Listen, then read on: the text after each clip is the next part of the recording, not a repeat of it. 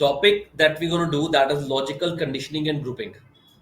It is important for all the entrance exams. You talk about career after plus two, you talk about career after graduation, चाहे MBA में cat की बात करो या फिर आपके एग्जाम्स में बात करें BBA की, बट कैट लेवल पे this is more important. Now, what exactly it says, there are certain rules they have given to us. I'm not going through the rules, this you can go through. मतलब ये sign ना भी बनाए तब भी चल जाएगा. The only one sign which you have to understand, I believe, that is this dash A. That means not A. It is a negation का साइन. It negates मतलब no.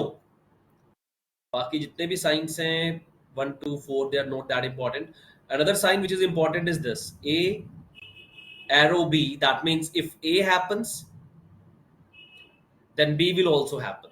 So that means if A is true, then B will also be true. For example, they are saying A is a statement if it is raining, B is the other statement, Mukesh will carry an umbrella. That means if it is raining, that is if A is happening, then Mukesh will carry an umbrella. That means B will also happen. That is what kind of notation we're going to understand. First of all, we need to understand the basic logics. There are 4 cases which we have to understand.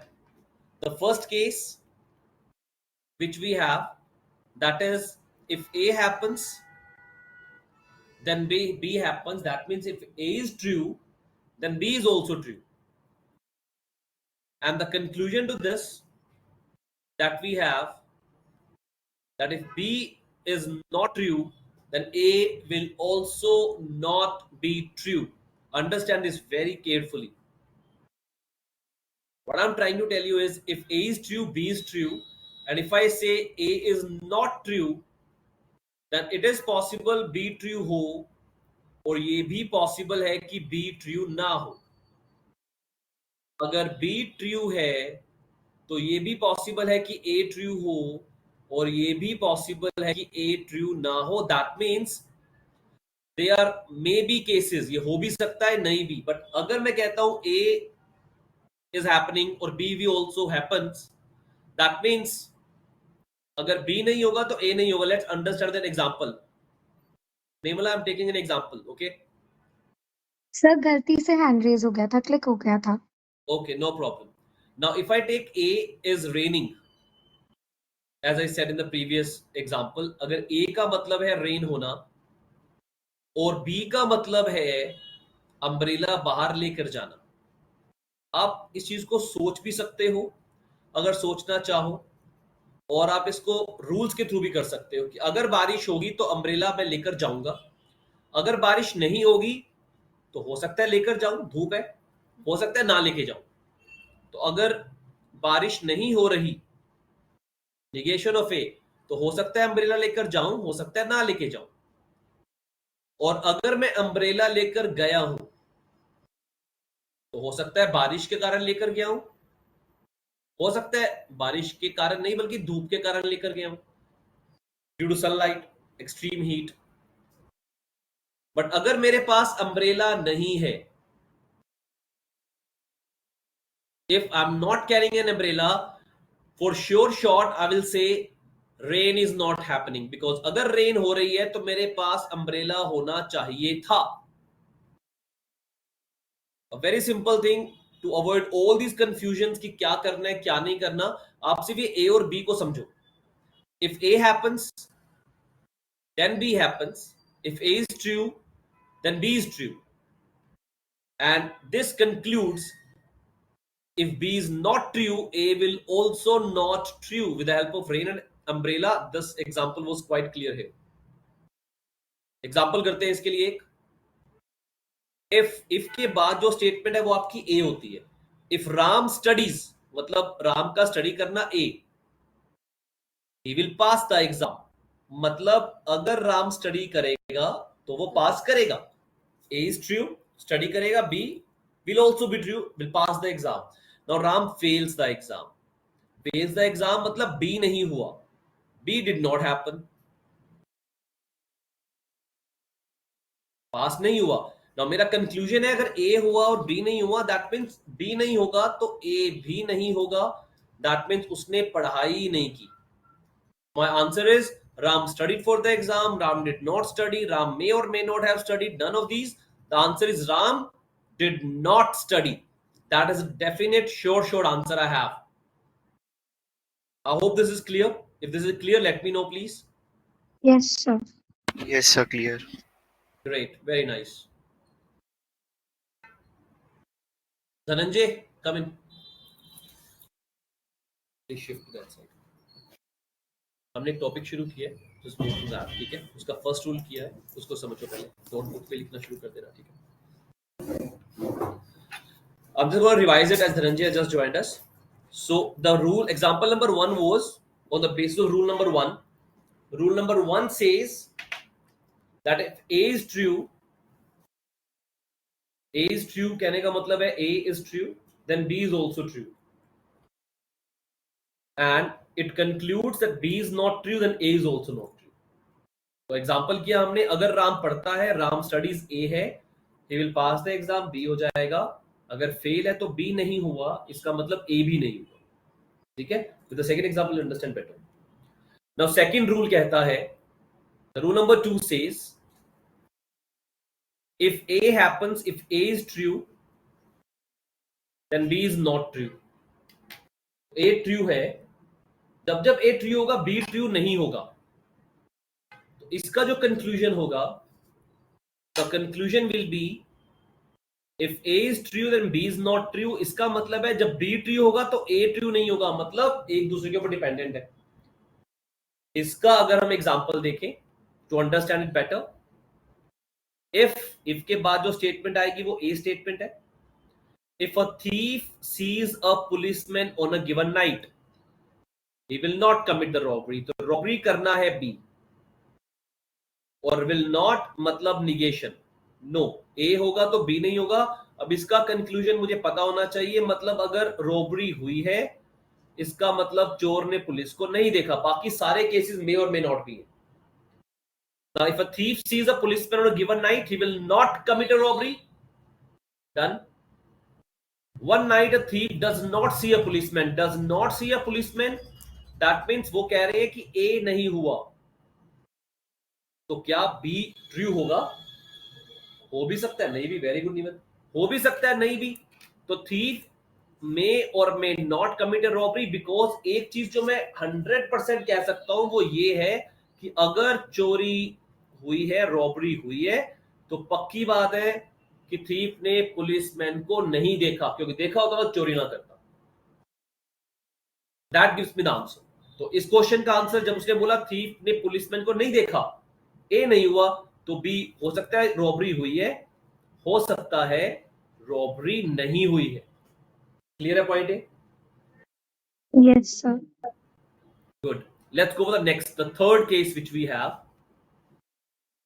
This says if A does not happen, if A is not true, then B is true. इसका मतलब ये है कि अगर B true नहीं होगा तो A true होगा. ये भी सेम पहले वाले केस की तरह हो गया. पहले में था A ट्रू है तो B ट्रू नहीं है, इसमें है A ट्रू नहीं है तो B ट्रू है. और अगर इसका मतलब ये हुआ कि B नहीं होगा तो A होगा, मतलब दोनों में से एक ही होना है, लेकिन डिपेंडेंसी A के ना होने के ऊपर है. अगर आप बोलो A हुआ तो क्या पता B हुआ, क्या पता नहीं हुआ. Let's have an example for this also. The case number 3 कहता है if अशोक, if का मतलब उसके बाद फर्स्ट वाला A पार्ट आएगा मेरा. अशोक does not मतलब निगेशन हो गया. वेकअप अर्ली A पार्ट हो गया. A नहीं होगा, अगर वेकअप जल्दी नहीं करेगा तो क्या होगा? This will implies this his father drops him to school by car. तो पापा का स्कूल में कार के थ्रू ड्रॉप करना, दैट इज बी. तो A does not happen, A is not true, this means B is true. तो अगर A नहीं हो रहा तो B हो रहा है. कंक्लूजन इसका ये होगा कि अगर B नहीं हुआ तो इसका मतलब है A होगा. This I am knowing for sure and short. ये 100% गारंटीड है. अब मुझे क्वेश्चन क्या पूछा गया ये देखना है मुझे. A does not happen तो B हुआ. तो अगर मैं जल्दी नहीं उठा तो पापा मुझे छोड़ने जाएंगे. अब एक दिन पापा छोड़ने गए, मतलब B हुआ, तो केस बनता है B हो गया. तो क्या A होगा या नहीं होगा, अगेन मे और मे नॉट बी, हो सकता है मैं जल्दी उठा, हो सकता है मैं जल्दी नहीं उठा। रिवर्स, मेरे कहने का मतलब है कि जो हमें गिवन है उसका रिवर्स इज नॉट 100% कि वही होने वाला है, रिवर्स नहीं होगा, हमें उसका कंक्लूजन चेक करना है, कंक्लूजन क्या बनता है। So this is not right, तो इसका मतलब है अशोक मे और may not have woken up early. The three cases which we have done, clear है हमें ये? तो आगे फोर्थ पे चलते हैं। Is this clear?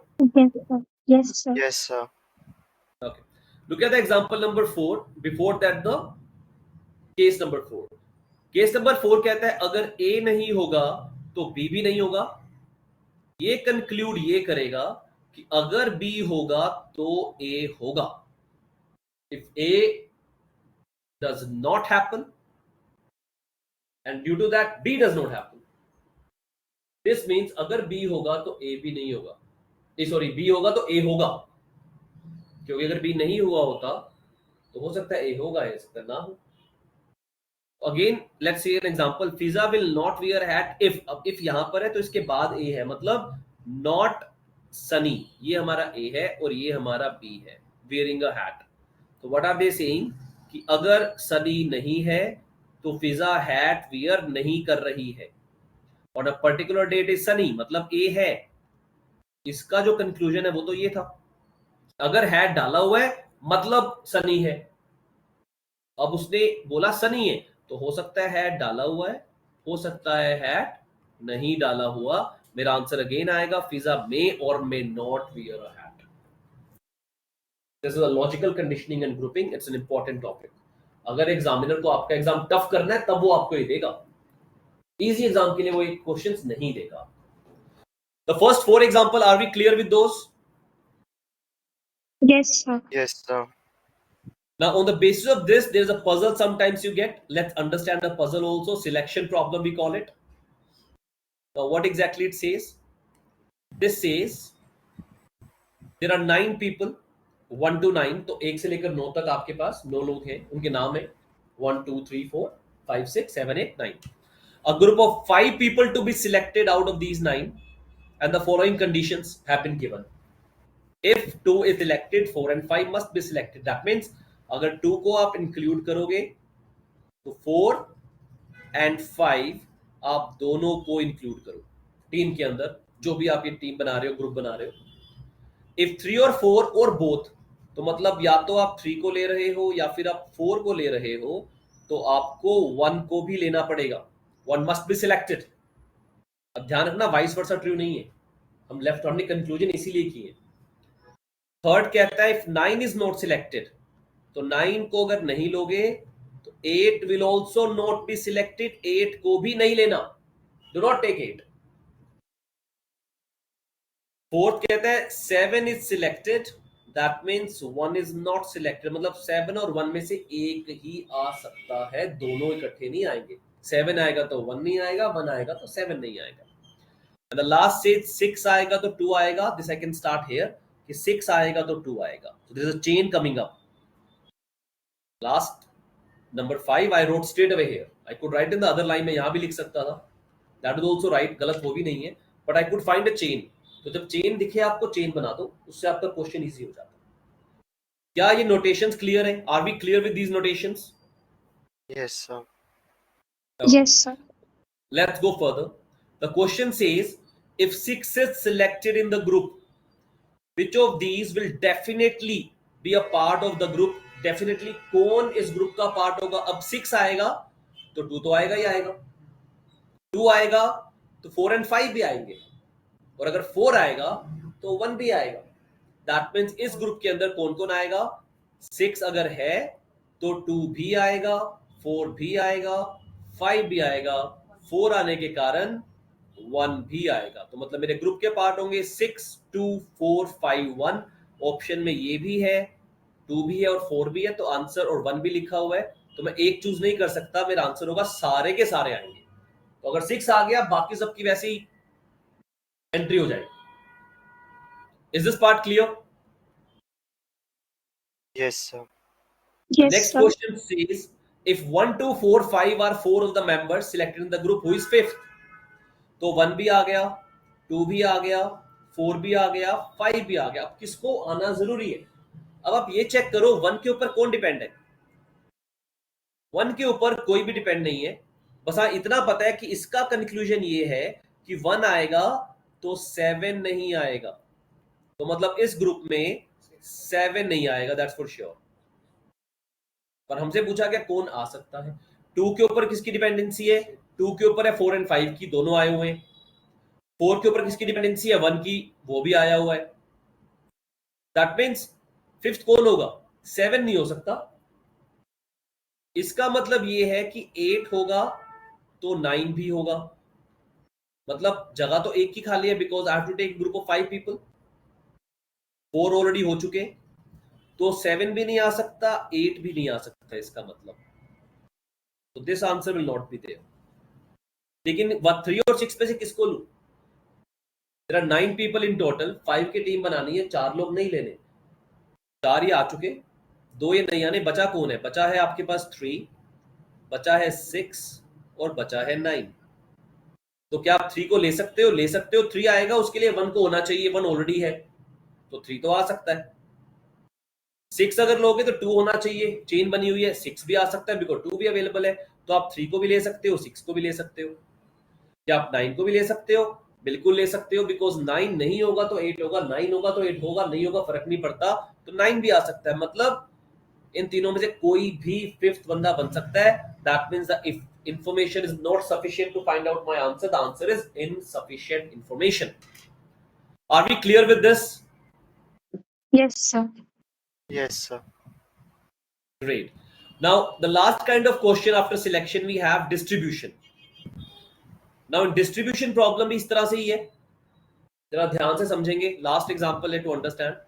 The head of a newly form government, एक नई गवर्नमेंट फॉर्म हुई है, desires to appoint 5 of the 6 elected members, A B C D E 5 लोग हैं एंड F 6 लोग हैं, सॉरी। पोर्टफोलियो है home, power, defence, telecom, finance, 5 departments. अब कुछ कंडीशन गिवन है। F does not want any portfolio if D gets one of the 5. if D gets मतलब if के बाद A आएगा, मतलब अगर D को मिलेगा तो F को नहीं चाहिए। F कहता है मुझे नहीं चाहिए।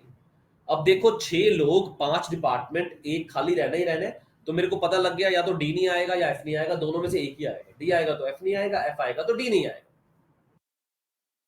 फिर ये कहते हैं सी वांट्स ईदर होम और फाइनेंस और नो पोर्टफोलियो। अब मुझे पता है डी और एफ में से कोई ना कोई तो मिलना ही मिलना है, एक आएगा एक नहीं आएगा, they are anti, opposite to each other. मतलब सी तो आएगा ही आएगा, और सी को या तो होम मिलेगा या फाइनेंस, बिकॉज नन का तो ऑप्शन आएगा ही नहीं मेरे पास, पॉसिबल ही नहीं है, क्योंकि 6 लोगों को 5 पोर्टफोलियो देने हैं, डी और एफ की लड़ाई है, तो 5 में से बाकी सबको देना जरूरी है। तो सी को नन वाला तो ऑप्शन आपके दिमाग में आने नहीं चाहिए, तो आएगा ही नहीं, this is not possible. D कहता है अगर डी को देते हो पावर या टेलीकॉम, इफ के बाद डी, तो डी को अगर दोगे पावर या दोगे टेलीकॉम, तो she must get the other one. तो कौन कह रहा है? बी। तो बी कहती है अगर उसको पावर दिया मेरे को टेलीकॉम दे दो, और अगर उसको टेलीकॉम दिया मेरे को पावर दे दो, राइट। अब ये चीज ध्यान रखो, डी ये कह रहा है, बी ये कह रहा है कि डी को अगर आप टेलीकॉम और पावर दे रहे हो, मतलब आप डी को होम दे दो, फाइनेंस दे दो, मुझे कोई दिक्कत नहीं है। If I don't have a problem, उसको आप होम दे दो, फाइनेंस दे दो, टेलीकॉम दे दो, मुझे कोई सॉरी जो वो एक और डिपार्टमेंट है, पावर, होम या फाइनेंस, कुछ मर्जी दे दो, मुझे कोई दिक्कत नहीं है। लेकिन अगर उसको पावर टेलीकॉम दिया, मुझे भी चाहिए दूसरे वाला। मतलब सिर्फ इन 2 डिपार्टमेंट के ऊपर बी बात कर रहा है, बाकी की तो टेंशन नहीं है, देते हो जो मर्जी दे। The first question which is a valid assignment. Elimination technique में हमेशा बोलता हूं, go for the elimination technique and you will find out the answers very easily. अब एलिमिनेशन अगर करना है, what is a valid assignment? Valid assignment क्या होगी, क्या पॉसिबल है? पहली बात तो मुझे पता है डी और एफ इकट्ठे नहीं आने चाहिए। किस ऑप्शन में डी और एफ साथ साथ है? ऑप्शन नंबर सी, डी और एफ दोनों इकट्ठे हैं, तो ये आंसर होगा नहीं। बाकी कहीं पे भी इसमें एफ है, डी नहीं है लास्ट ऑप्शन में, यहां डी है एफ नहीं है, यहां पे डी है एफ नहीं है, तो बात ठीक है, पहली कंडीशन मेट है। दूसरी है सी को या तो होम देना है या फाइनेंस देना है, इसके अलावा उसको चाहिए कुछ नहीं। यहां पे सी को दिया हुआ है डिफेंस, ऑप्शन नंबर 1 आउट। यहां पे सी को दिया है होम, यहां पे सी को दिया telecom, this is also wrong, answer खत्म।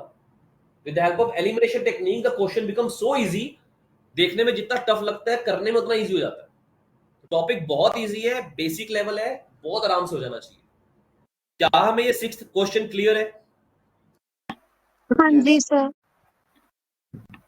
Look at the next one now. If A gets home, अब वो कह रहे हैं ए को होम दे दो, सी को फाइनेंस दे दो।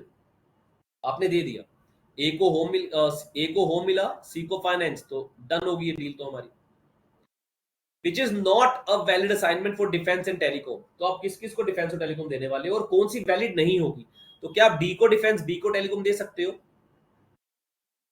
डी को डिफेंस दे सकते हैं, बी को टेलीकॉम दे सकते हैं, कोई दिक्कत नहीं है। बिकॉज बी की शर्त ये थी कि डी को अगर आप पावर टेलीकॉम दोगे, हमने डी को पावर टेलीकॉम दिया ही नहीं, तो बी को जो मर्जी मिल जाए फर्क ही नहीं पड़ता। He does not care about it, she does not care about it, ये वैलिड है। एफ को डिफेंस, बी को टेलीकॉम। अब एसी को मिला हुआ है, एफ को मिले तो डिफेंस, कोई कंडीशन मेरी रिस्ट्रिक्ट नहीं कर रही इसको, ये भी पॉसिबल है।